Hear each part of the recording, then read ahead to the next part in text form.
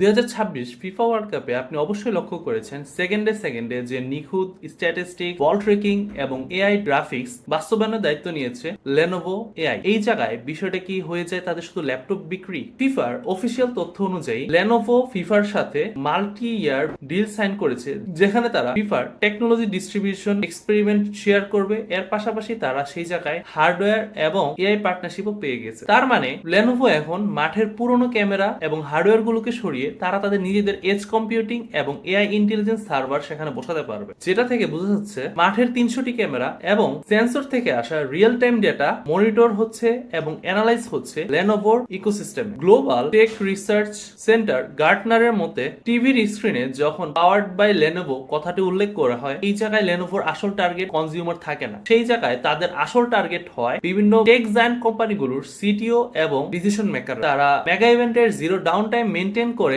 বড় বড় কোম্পানিগুলোকে বোঝাতে চায় তাদের সার্ভারগুলো কতটা আপগ্রেডেড এবং কতটা রিলায়েবল। রিপোর্ট বলছে এই ভিজিবিলিটির জন্য লেনোভোর B2B মার্কেটে ডেটা সেন্টারের চাহিদা 30% পর্যন্ত বৃদ্ধি পেয়েছে। Global market intelligence farm IDC এর মতে Lenovo crore crore কনজিউমারদের real time behaviour এবং এনগেজমেন্ট গুলোকে অ্যানালাইজ করে পরবর্তীতে তাদের এআই অ্যানালাইসিস এবং এআই আপগ্রেডেশনে হেল্প করবে। এর পাশাপাশি তারা তাদের যে হার্ডওয়্যার ইনস্ট্রুমেন্ট গুলো আছে সেগুলোকেও কনজিউমার লেভেলে আরো কতটা ইনফ্লুয়েন্সিয়াল ওয়েতে পৌঁছাতে পারবে সেটাও তারা অ্যানালাইজ করতে পারে।